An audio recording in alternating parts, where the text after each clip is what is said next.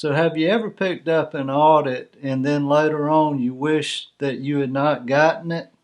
This happened to me many years ago, as a friend of mine from college was a county commissioner, and he called and asked me if I would consider doing the county audit. Now, what I was not fully aware of at the time is there were two opposing factions within the county government.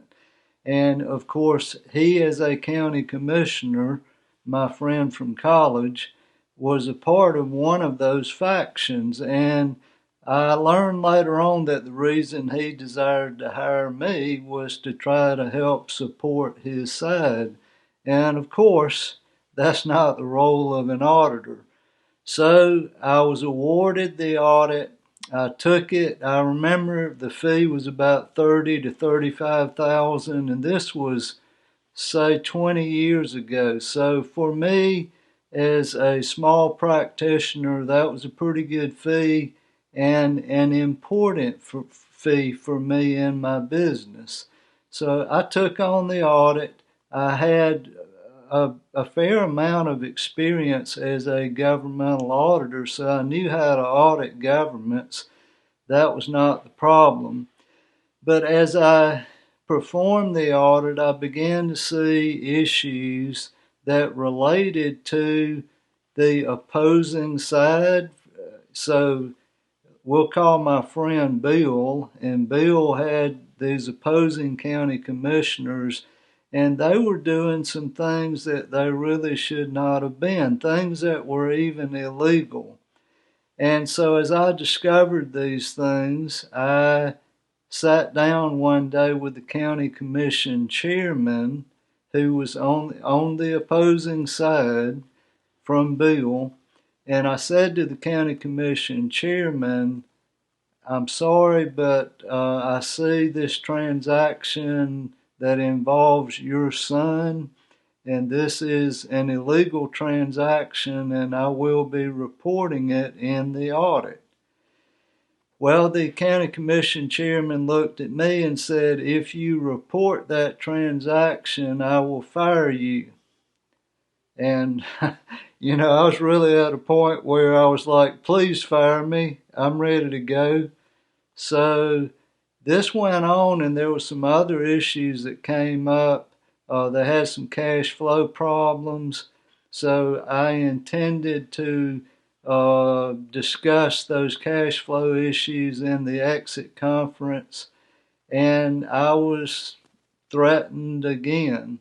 And this time the threat came from the county manager.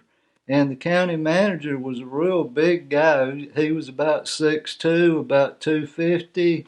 I'm 5'6", at about 150.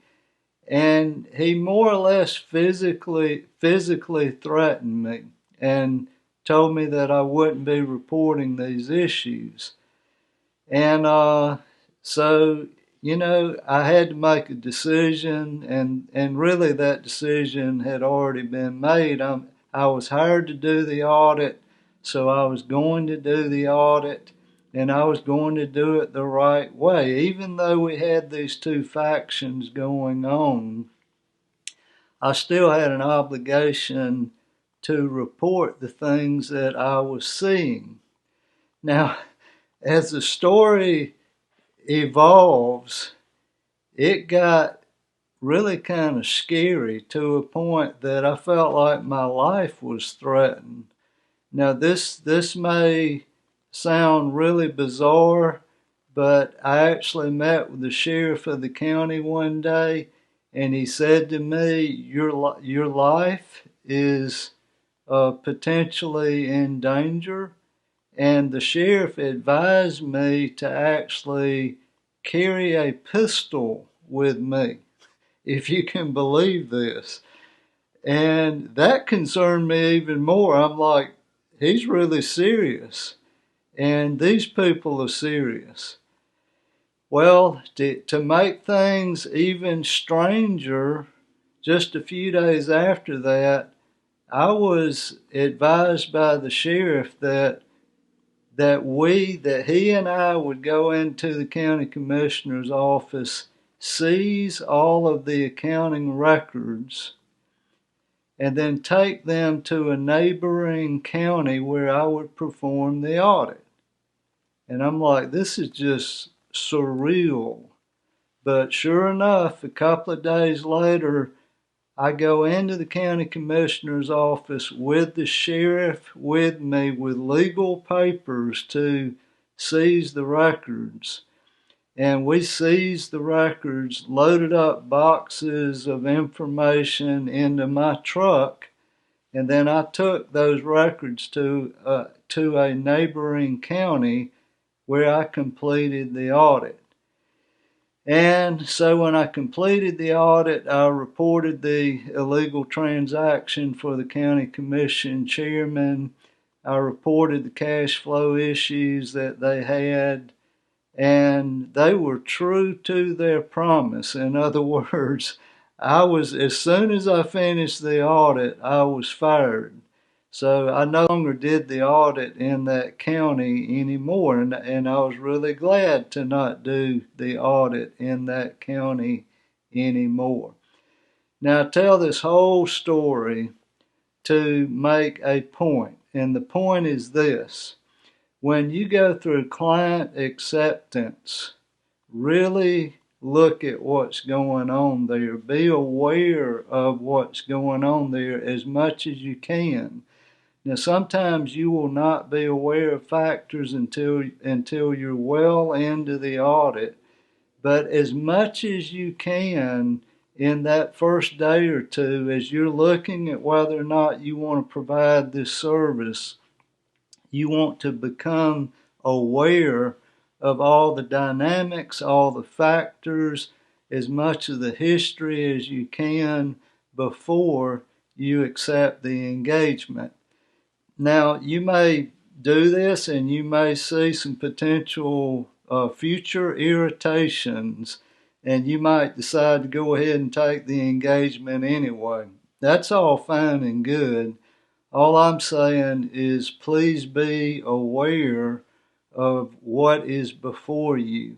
So many times CPAs get a phone call about doing an audit, and we almost routinely will say, sure, yes, and we're thinking, okay, more money, another fee, yay. And that's not always the best thing to do. Sometimes the very best thing you can do is turn down potential work. So that's the story of Charles Hall doing an audit where he was threatened and actually took the records off site to complete the county governmental audit. I hope that never happens to you, but just thought I'd share that story. I'm an auditor and have been an auditor for 35 years, and that's the strangest thing that's ever happened to me in my career. Take care. Bye now.